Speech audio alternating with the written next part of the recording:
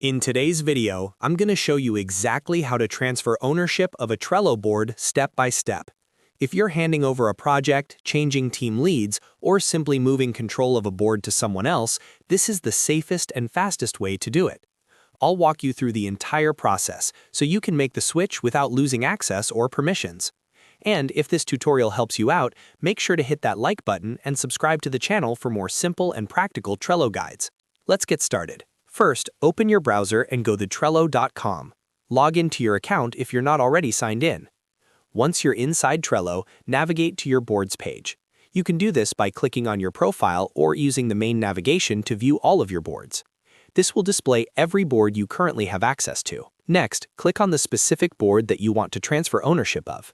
Make sure you're selecting the correct board, especially if you manage multiple projects. Once the board opens, you'll see all your lists and cards displayed as usual. Now, look toward the top of the board for the Share button. Click on Share to open the Board Members panel. This is where you can manage who has access to the board and what level of permissions they have. Before you can transfer ownership, the person you want to transfer the board to must already be a member of this board. If they are not yet added, simply invite them by entering their email address and sending the invitation. Once they accept and appear in the member list, you're ready for the next step. Locate the member you want to transfer ownership to in the list of board members. Click on their name or their current role.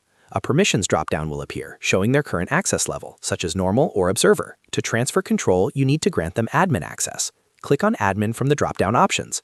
Trello will usually ask you to confirm this change because admins have full control over the board, including managing members and settings. Confirm the change if prompted. Once you do this, that member now has admin privileges on the board.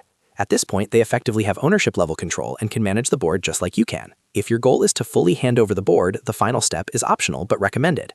After confirming they are set as admin, you can click on your own role in the member list and change yourself from admin to normal member, or you can remove yourself from the board entirely. Be very careful with this step. Only remove yourself after you're absolutely sure the new admin has full access and everything is working correctly. And that's it. That's how you transfer ownership of a Trello board quickly and safely. It only takes a couple of minutes, but it's important to follow each step carefully to avoid losing access unintentionally. If this video helped you, make sure to like this video and subscribe to the channel for more Trello tutorials, productivity tips, and step-by-step software guides. Thanks for watching, and I'll see you in the next video.